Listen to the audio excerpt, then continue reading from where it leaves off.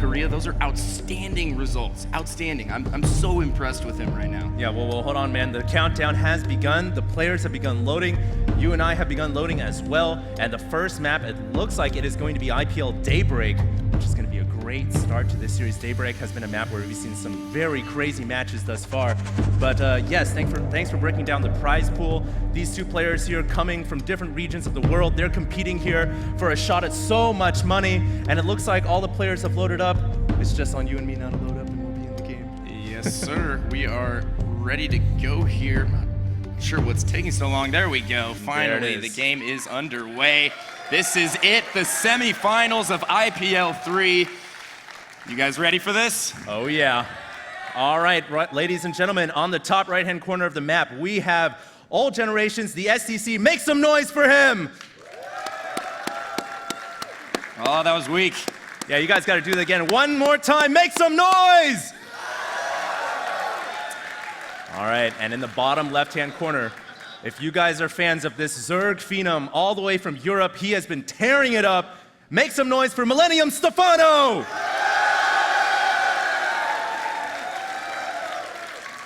There it is. Stephano also taking out some amazing players. He took out Boxer and Violet. His ZVT is ever impressive. I love watching him play. You know, such a young player as well.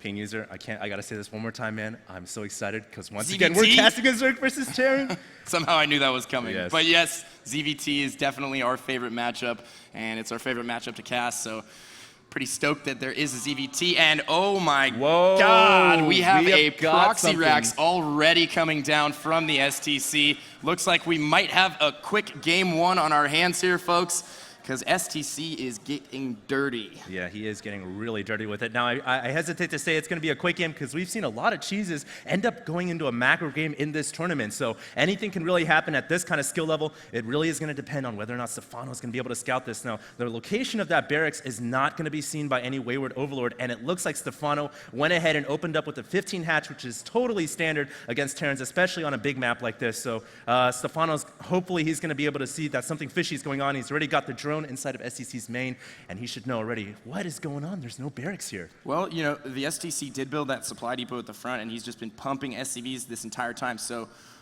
honestly, Stephano probably thinks that he's going for a command center first, just because he didn't see a Rax there. Oh, he sees that bunker. He does see that bunker outside of his vision, thanks to that overlord right over on top of that hatchery that's now morphing in, and 4 drones being pulled off the line, Pain User. Yeah, and I think these drones are going to be able to easily kill the SCV. theStC pulls it off there. First Marine out, but these 4 drones, I think, are going to be capable of dealing with that. He splits 1 drone back to deal with the SCV. Great very, micro. very intelligent right there from Stephano.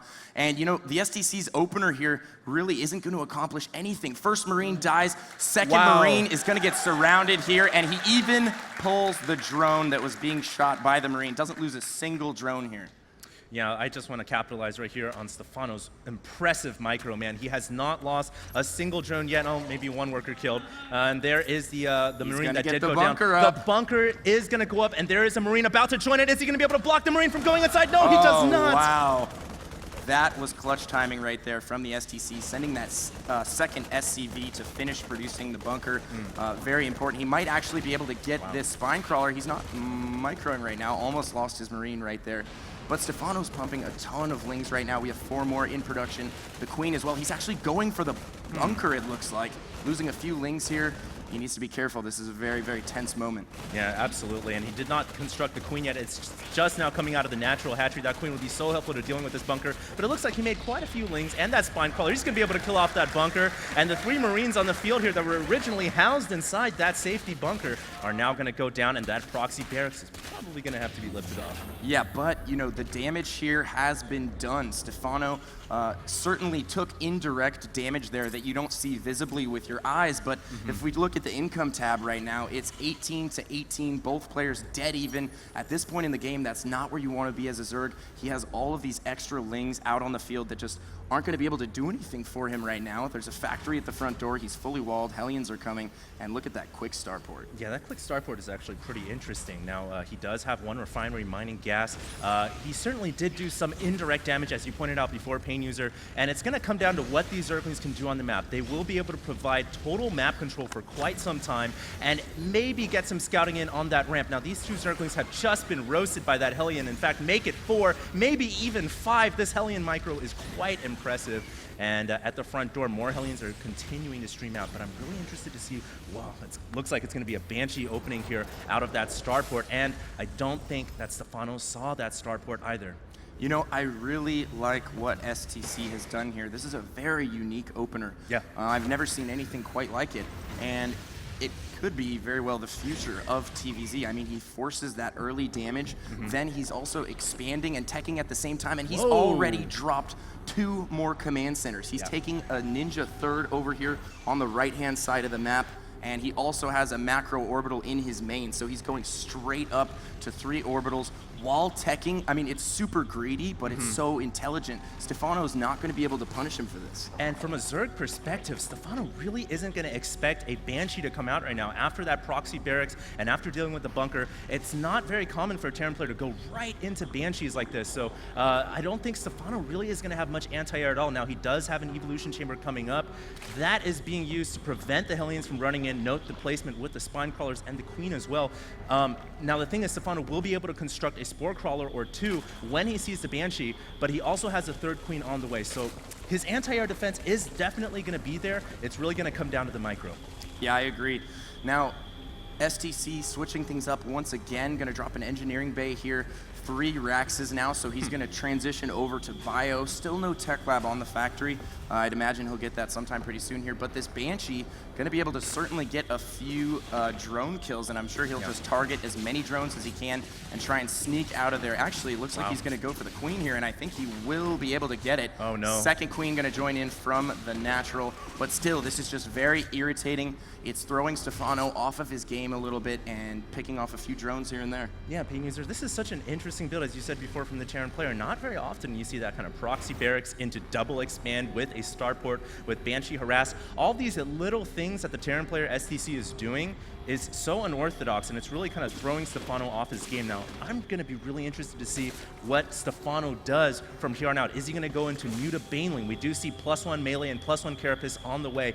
And Stephano is the kind of player who really pioneered that early Ling into Infestor style that was so good pre-patch 1.4. Now, I haven't really been able to see too many games of him on the championship stage yet, but judging from his production tab right now, I think he's going to go for the same exact style. Yeah, absolutely. And look at this. Speaking of unorthodox, he got this early Viking out as well. You know, you do see players do that from time to time, but it's certainly not common. Everything he's doing right now in this matchup is very uncommon, and it's actually working out for him. I mean, he's managed to control Stephano a little bit here. Stephano hasn't quite run away with the Harvester count yet. We're at 59 to 43. He certainly managed to get himself in a better situation than he was in the early game. Yeah, and Stephano doesn't quite have the 3rd expansion up yet. He does have a really good creep spread, just making that kind of quick express highway to the north, and he will have that 3rd hatchery coming down, but he doesn't really know about that command center that's being hidden at the 3 o'clock right now. So really, STC has a bit of an economy advantage right now, and I hope for Stephano's sake, he gets another expansion soon, or he makes something happen with these quick +1/+1 Lings. Yeah, but it's going to be difficult for him with just Lings right now. He does have the Infestation Pit coming, though, so that's really going to help in dealing with all these Marines. The Marines just now finishing Stim. No combat shield yet on the way. He has switched his starport over to a reactor, and he's also going to start adding siege tanks pretty soon here. He got that tech lab on the factory. +1 going to finish for those Marines, but ooh, pretty nice around on the supply Hellions block in the right middle there. of the map as well. Picks off about 3 or 4 Hellions, and that's so good in the middle of the game, just to keep those Hellions out of the way. Not to mention that Stephano, as I said before, really Ling-centric type of player. He loves his Lings, he loves his Infestors. Very rarely do we really get him see him using Banelings, so just getting rid of those early Hellions, which are a threat to Zerglings, is quite good. Yeah, he's also got his 3rd going up as well, putting up Spore Crawlers defensively. Looks like he's really worried about some extra Banshees. But he's just using that Banshee, well, he was just using it to control space and now sending that Viking over to try and clear some Overlords out of the potential drop lane for later in the game. And I really like this because he's opening up different avenues for dropping later on in the game, and you know, Stephano's not going to have all of those Overlords in position to site the medevacs. Absolutely, you're so true, man, and he won't have creep tumors extending down south either, so his main is actually quite vulnerable to a drop right now, and it actually looks like the theStC is gearing up for a double medevac drop right here. There he goes, loading up 2 medevac worth of Marines. He is going to go to the main, but look at that creep thread from Stephano inside the main. Creep tumors extending to the edge of his base, really going to help with the defense here. He's also got 2 spine crawlers coming up here. Now the crawlers are in danger of going down. He's going to go ahead and cancel them, and is he going to be able to get his +1/+1 lings back? Yes, he will, and man, those lings will wreck these Marines. They are so good in the mid game. Yeah, but he's going to be able to pull out of there with a few losses. Didn't really do any significant damage, though. Yeah. You're right. He probably wanted to get much more out of that drop. Look at that, though. Forces a cancel on the hatchery in the top left corner, just using that Banshee from early on. And I really like that he didn't get too greedy with the Banshee. It's still alive at this point in the game, and it's still harassing, and he's also dropping the main once again at the exact same time here, and he's going to do some additional damage at the main. Yeah, and these drops are actually really tailored to not only kill off drones wherever possible, but also pick off major buildings like the spawning pool, the spire. Maybe in this case it would be the infestation pit, because Stephano really doesn't use Mutas all that often. He gets a surround, by the way, on those Marines in the middle of the field.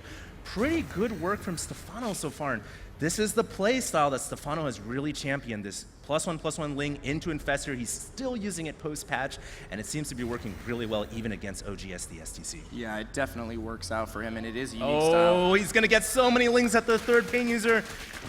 He's now moving in with all those Marines to try and clean this up, but so many SCVs and Mules are going to go down here. And just now brings in those Infestors, but no fungal growth going off on that pack of Marines. Their additional lings are going to join in here. He has more Infestors as well, and I think he might be able to clean this up. Yeah, those +2/+2 lings now are just wrecking the Marines in combination with the Infestors. This is what Stephano is really known for. More reinforcement Marines have arrived along with 2 tanks as well, but the SCV line has been ravaged at the 3 o'clock. You guys can see 28 workers killed for Stephano, and the economy tab showing Stephano now at 64 over 47, but the STC isn't out of it yet. He did keep that orbital command alive. It looks like he's going to clean up those infested Terrans as well, but is he going to lose the planetary fortress now morphing at the middle of the map? He may indeed. We have additional Zerglings here and more Infestors joining in from Stephano, and I don't know what the STC is going to be able to do about this. The planetary will go down. Additional SCV is going to go down here as well. Stephano just playing so solid right now, really utilizing those Infestors so well. And also the mass lings, just STC doesn't have enough Marines to deal with it. He doesn't have the production. Once he lost that initial pack of Marines, it's just been kind of a snowball effect. Stephano continues to whittle down the Marine numbers, and he's not allowing him to get that ball that, you know, Terran really needs. Yeah, and you know what Stephano's really good at the mid to late game? Oh, great fungal growth. Hold that thought, guys, and we may have an engagement here at the 3 o'clock. The orbital is in danger of going down. This is a very, very tense moment because units are continuing to flood in, but it looks like Stephano may be backing up for more reinforcements. Stephano is really good, guys, at transitioning into Ultralisk Cavern. He's great at getting +3/+3 with the cracklings. The crack upgrade for Zerglings is so good. And it looks like he's just going to force the GG on the STC. Wow, impressive play. Impressive play.